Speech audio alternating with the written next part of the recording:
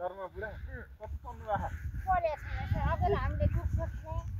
पख कि जान्नु भएको जान्नु भएको छैन भन्न जान्नु भएको कतिवटा भेडा छन् भन्न पनि जाने छैन सर एक किसान गर्ने खाने गरे आम्बाले केर्ने कहाँ हुनुहुन्छ हामी त यही नजिकैको हो सुर्खेत कोही काठमाडौँ कोही कालीकोट सुर्खेत कालीकोट एक मेरो छोरो पनि पाइन्छ कहाँ सुर्खेत छ एक तल नेपालगञ्ज छ भन्नु एक हस्पिटल काम गर्छ एक गाडीको काम गर्छ गाडीको काम गर्छ अनि कतिको रमाइलो हुन्छ भेडासँग ए रमाइलो रे रमाइलो है कतिवटा छन् हजुरकै कतिवटा हुन् 30 नम्बर 30 वटा टोटल कतिवटा 35 नम्बर छ 35 वटा 35 ए अनि यहाँ टोटल कतिवटा छन् टोटल 300 छन् 300 छन् 4 पर जना अनि हातमा के समय राख्नु भएको त काट्नु पर्यो धारो गाडी ए धारो काट्ने अनि के बनाउने त गाडी पनि त गाडी बनाउने ओड्ने कति रुपैयाँ पर्छ 4000 गर्दा हन 4000 गर्दा माडमुड गरे सिलाइ गरे अनि घरमा को हुनुहुन्छ त धेरै परिवार हौ ए परिवार दुवै जनाले भेडा हेर्ने कि ओके भेडा हेर्नु पर्यो खेती गर्नु पर्यो केन्ने छोरा अब त्यस्तै अवस्था त्यस्तै गर्छन् अब के पाटनमा यो हिउँ पर्दा कहिले गाह्रो हुन्छ पाटन अब हामीले यही अहोजले गाह्रो परिछ नि ए हजुर ऐ नुयर पर जा तल बुदा भाइ के ए को हुनुहुन्छ तपाईँ भाइ ए भाइ हुनुहुन्छ गाउने भाइ अनि हजुरलाई एकदम रमाइलो भेडाको कुन अवस्थामा एकदम रमाइलो लाग्छ के गर्दा भेडालाई पाटन हरिया पाटन लियौ बाबा गरे पाठा नाच्या रमाइलो लाग्छ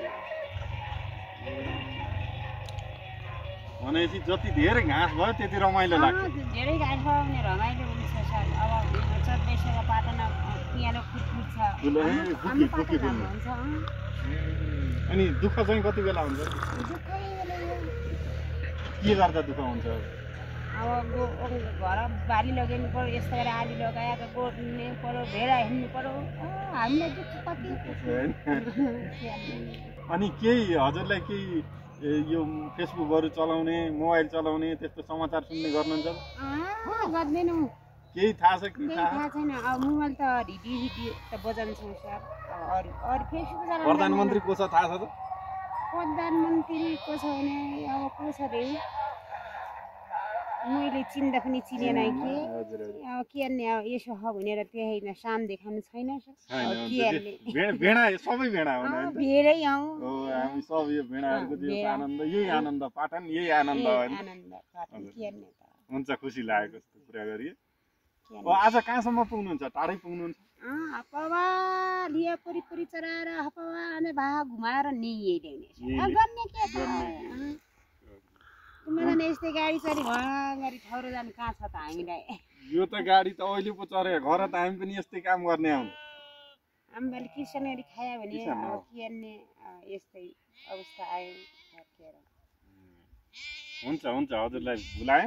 भुला केही दुःख बिना छैन माया भयो प्रेम भयो रिस्टामन भएले पर टिरेले हामी पनि बलगरी काटिनु जाने सर